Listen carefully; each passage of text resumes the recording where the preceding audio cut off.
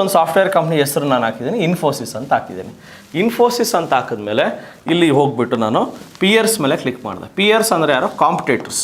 ಇನ್ಫೋಸಿಸ್ಗೆ competitor ಯಾರು ಅಂದರೆ TCS, Infosys, HCL. Number 1 ಯಾರು, ನಂಬರ್ 2 ಯಾರು, ನಂಬರ್ 3 ಯಾರು? ಜಸ್ಟ್ ಅಬ್ಸರ್ವ್ ಮಾಡಿ. ನಾವು ದುಡ್ಡು ಹಾಕಿದ್ರೆ ನಂಬರ್ 1ಅಲ್ಲೇ ಹಾಕಬೇಕು, ನಂಬರ್ 2ಅಲ್ಲೇ ಹಾಕಬೇಕು, ನಂಬರ್ 3ಅಲ್ಲೇ ಹಾಕಬೇಕು. ಅದು ಬಿಟ್ಟು ಬೇರೆ ಕಂಪ್ನೀಸಲ್ಲಿ ಹಾಕ್ಬಾರ್ದು. ಬಿಕಾಸ್ ನಮಗೆ ಸೇಫ್ಟಿ ಬೇಕಲ್ಲ. ನಾವೆಲ್ಲ ಯಾರು first generation of blood share ಮಾರ್ಕೆಟ್ಗೆ ಎಂಟ್ರ್ ಆಗ್ತಿರೋರು. ನಮ್ಮ ಬ್ಲಡ್ಡಲ್ಲಿ ಶೇರ್ ಮಾರ್ಕೆಟ್ ಇಲ್ಲ. ಆಗಿದ್ದರಿಂದ ನೀವು ಸೇಫ್ಟಿ ಬಗ್ಗೆ ಯೋಚನೆ ಮಾಡಬೇಕು. ನಂಬರ್ 1, ನಂಬರ್ 2, ನಂಬರ್ 3ಗೆ ಮೋಸ ಮಾಡಿ ನಂಬರ್ 5, ನಂಬರ್ 6, ನಂಬರ್ 7ಗೆ ಹಾಕಿದ್ರೆ ಶೇರ್ ಮಾರ್ಕೆಟು ಆ ಶೇರ್ ಬಿದ್ದೋದ್ರೆ ಕಷ್ಟ ಆಗುತ್ತೆ. ಆದ್ದರಿಂದ always invest in number 1, number 2, number 3 companies. Example ಇನ್ನೊಂದು ಹೇಳ್ತೀನಿ ನೋಡಿ. ಇನ್ನೊಂದು ಯಾವುದೋ ಒಂದು ಸೆಕ್ಟರ್ ತೊಗೊಳ್ಳೋಣ. ಇದು IT ಸೆಕ್ಟರ್ ಆಯಿತು. ನೆಕ್ಸ್ಟ್ ಫಾರ್ಮಾದಲ್ಲಿ ಒಂದೇ ಒಂದು ಕಂಪ್ನಿ ಹೆಸರು ಹಾಕ್ತೀನಿ. ಎಕ್ಸಾಂಪಲ್ ಸಿಪ್ಲಾ ಅಂತ ಹಾಕ್ತೀನಿ.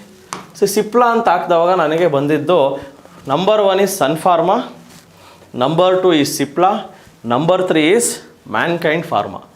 ನಾನು ಇನ್ವೆಸ್ಟ್ ಮಾಡಿದ್ರೆ ನಂಬರ್ 1, ನಂಬರ್ 2, ನಂಬರ್ 3. ಅದು ಬಿಟ್ಟು ಇದು ಯಾವುದೋ ಅರೋಬಿಂದೋ, ಲುಪಿನೋ ಬೇಡ ನಮಗೇನಕ್ಕೆ. ನಾವೆಲ್ಲ ಯಾರು ಫಸ್ಟ್ ಜನ್ರೇಷನ್ ಅವರು, ನಮಗೇನಕ್ಕೆ ರಿಸ್ಕು. ನಾವು ಇನ್ವೆಸ್ಟ್ ಮಾಡಿದ್ರೆ ಒಳ್ಳೆ ಕಂಪ್ನೀಸಲ್ಲಿ ಮಾಡಬೇಕು. ಹೊಡೆದ್ರೆ ಆನೆ ಹೊಡೀರಿ, ಇಲಿ ಹಿಡಿಯಕ್ಕೆ ಹೋಗ್ಬೇಡಿ ಶೇರ್ ಮಾರ್ಕೆಟಲ್ಲಿ. ನಿದ್ರೆಯಲ್ಲೂ ಹಣ ಸಂಪಾದಿಸಬೇಕೆ? TD ಅಕಾಡೆಮಿ ಆ್ಯಪನ್ನು ಡೌನ್ಲೋಡ್ ಮಾಡಿ ಉಚಿತವಾದ ಕೋರ್ಸನ್ನು ಪಡೆಯಿರಿ.